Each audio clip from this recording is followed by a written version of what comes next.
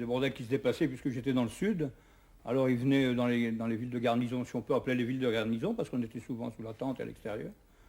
Et là aussi, on montait la garde. Donc une fois j'ai été monter la garde devant ce BMC. Et disons qu'en fin de série, disons fin de journée, on avait le droit vulgairement d'aller tirer notre coup, comme on pouvait dire, gratuitement avec ses filles, quoi. Hein, et puis il y avait donc ces infirmiers qui étaient là, qui faisaient les contrôles des militaires qui passaient avec ces filles. Ces filles-là, c'était des Européennes, des Algériennes? Oui, en Algérie, j'ai connu beaucoup de juifs qui étaient là aussi. Oui. Il y avait des Européennes et beaucoup de juifs, parce que c'était des filles assez jolies. Et bon, bah, elles faisaient ce métier, quoi. J'ai même rencontré une fille du Nord une fois, son accent, j'ai dit tiens, t'es du Nord, elle était pas loin de chez moi d'ailleurs. C'était une Lilloise, quoi, elle était là. Et... Moi j'ai connu à Saint-Denis-du-Sig le bousbir. Il s'appelait ça le bousbir, c'était même pas le bordel, c'était le bousbir. Bon, c'était une majorité d'Algériennes qui se trouvaient en tant que femmes. Il y avait quelques Européennes. Et on a dû intervenir parce qu'il y a eu plusieurs cas de blénorragie au niveau de la garnison. Et bon, bah, le médecin a décidé d'aller faire une petite inspection là-dedans. On est arrivé là, bon, bah, ça se passait comme ça. Le gars est arrivé, il avait un ticket. Il y avait la patronne, comme vous voyez, la matrone, la magrane. Moyennant en finance, il avait un ticket. Alors il y avait 2 rangées de cases, si on fait ça. Il y avait une femme à chaque case, il y avait peut-être, je sais pas, une dizaine de chaque côté, je crois, si j'ai bonne souvenance. Et le gars faisait son choix, il tournait, il pouvait faire 2 fois, 3 fois le tour, et puis il choisit, bon, il donnait son ticket. Et en fonction du ticket qu'il avait, bah, c'était plus ou moins, disons, développé. L'entretien était plus ou moins développé, en fonction de ce qui... moyennant finance, bien sûr. Alors, il y avait toujours un militaire qui était à l'intérieur, parce que certains militaires y allaient avec leurs armes. Il fallait qu'ils déposent leurs armes. Il y avait un militaire qui était là pour garder les armes, bien sûr. Et souvent, je me suis posé la question, je dis, si les fellows arrivent ici, ils embarquent tout. Hein. C'est d'ailleurs posé souvent la question, l'argent des Français devait servir à l'armée algérienne. C'est la question que je me pose encore aujourd'hui. Ça fait quoi pour un jeune homme de 20 ans de partir faire une guerre qu'il n'a peut-être pas envie de faire? Mais surtout que c'est une guerre qu'on ne sait pas où elle est. Qu'elle est derrière nous, qu'elle est devant, un jour c'est calme, le lendemain il y a la guerre. Si on tombe dans une embuscade, c'est la différence certainement de la guerre de nos anciens. L'un comme l'autre, d'ailleurs, quand vous rentrez, vous ne retrouvez pas le monde agricole? Comment on trouve du travail en 1956 ou en 1957? L'usine, hein? Puisque dans les fermes, donc ils ne pouvaient pas nous employer, ou celui qui avait le bonheur de se mettre à son compte, comme on appelle, donc prendre une ferme ou n'importe, mais il fallait déjà avoir le moyen. Alors comme mes parents n'avaient pas le moyen, on était 4 enfants, de nous installer. Alors pour nous, on a eu la chance d'avoir Renault, c'était aussi bien notre boîte, qu'embaucher à ce moment-là. Alors c'est là qu'on est parti en usine. Et c'était pas, croyez-moi, c'était pas mon enchantement d'aller en usine. Parce que c'était plein air pour moi. Et si on était là, c'était question d'argent, quoi. C'est tout. Mais quand vous rentrez en usine, vous n'avez pas de formation professionnelle? Vous rentrez Non, pas du tout. Vous rentrez à quel stade? Ah ben, on rentrait manœuvre. Les hélicoptères, qui sont devenus l'arme type de ces régions difficiles, accomplissent avec leurs troupes spéciales un travail considérable. Grâce à eux, plusieurs bandes ont pu être éliminées. Dans la région de Turenne, théâtre de récents attentats, une large opération de contrôle a permis de visiter en une même journée les villages et les mechtas susceptibles d'abriter les rebelles.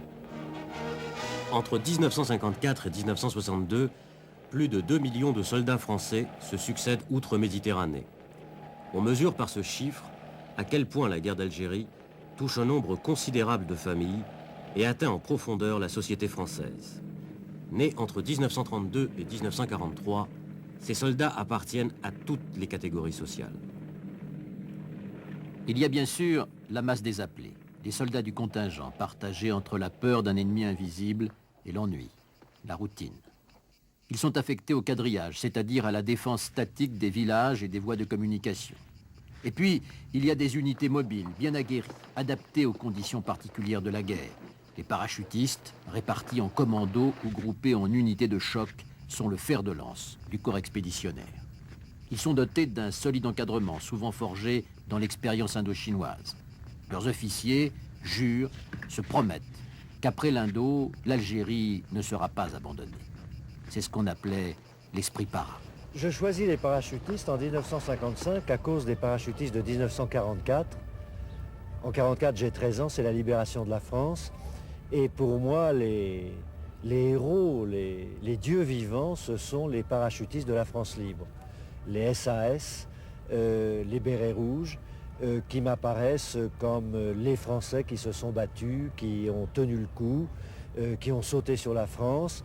Je me souviens tout près d'ici, puisque mes parents habitaient sur le Luxembourg, en 1944, on en a reçu, et le garçon de 13 ans que j'étais s'est dit à ce moment-là, un jour je serai parachutiste. Et puisqu'une guerre de raccro se présente, une sorte de dernière chance, la guerre d'Algérie, évidemment c'est moins bien qu'une guerre mondiale, mais je me dis que c'est l'occasion à saisir, que ça ne se représentera pas. En célébrant la journée nationale des Bérets Rouges, les Français paieront une dette de solidarité envers ces hommes qui montrent, en dépit des sarcasmes et des divagations partisanes, qu'ils croient toujours à ces deux simples mots, honneur et patrie. Comment dire,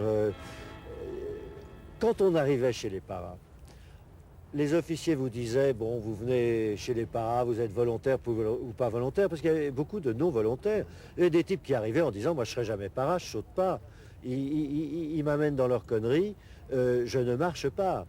Et les officiers nous disaient, mais vous avez raison, vous n'êtes pas fait pour être des paras, il n'y a qu'à vous regarder, on voit bien que vous n'êtes pas fait pour être des paras. Alors on avait 19 ans, 20 ans, moi j'étais un des plus vieux, j'avais 24 ans. Quand des types qui n'étaient pas beaucoup plus vieux que nous, mais qui avaient un passé, vous traitent comme ça, vous vous dites, bah, mon bonhomme, je vais te montrer. Tes histoires de paras, ça ne m'intéresse pas, surhomme, pas surhomme, j'en ai rien à foutre, mais je vais te montrer que ce que tu fais, je suis capable de le faire. Et c'est comme ça qu'on marchait tous. Et en équipe en plus. Et moi je me souviens, j'étais dans une équipe, j'étais avec un souteneur de Toulouse, un jeune macro de Toulouse, très physiquement très doué, je dois dire. Et puis un Strasbourgeois qui lui aussi, enfin après lui il a vraiment mal tourné. Bon, mais c'était des types qui ne croyaient pas du tout au mythe para et à tout ça. Mais à partir du moment où on les a taquinés en leur disant, vous voyez bien les larves que vous êtes, on vous garde 3 mois parce qu'on est obligé, puis après vous partez dans les régiments cul de plomb, on s'est dit on va leur montrer. Et on leur a montré, c'est-à-dire qu'on est devenus d'excellents paras. On a été, comme on disait à l'époque, niqués. Et c'était parfaitement bien huilé, cette mécanique. Ah oui. Mais oui, c'était huilé, parce que ces types étaient sympathiques, dans le fond. C'était pas des tueurs, c'était pas des buveurs de sang. C'était des types sympathiques. Je dois dire que les officiers paras n'allaient pas défendre en Algérie un ordre économique, le colonialisme, etc. Ils n'en avaient rien à foutre de tout ça. C'était des types qui croyaient à la bande. Hein. Et ce qu'ils nous disaient, au fond, c'est la pourriture est partout. Hein. On peut croire à rien. Ils avaient fait quand même l'Indochine, tout ça. Bon, alors on est une bande. Hein. On est une bande et on croit à nous-mêmes. Et on croit à la solidarité.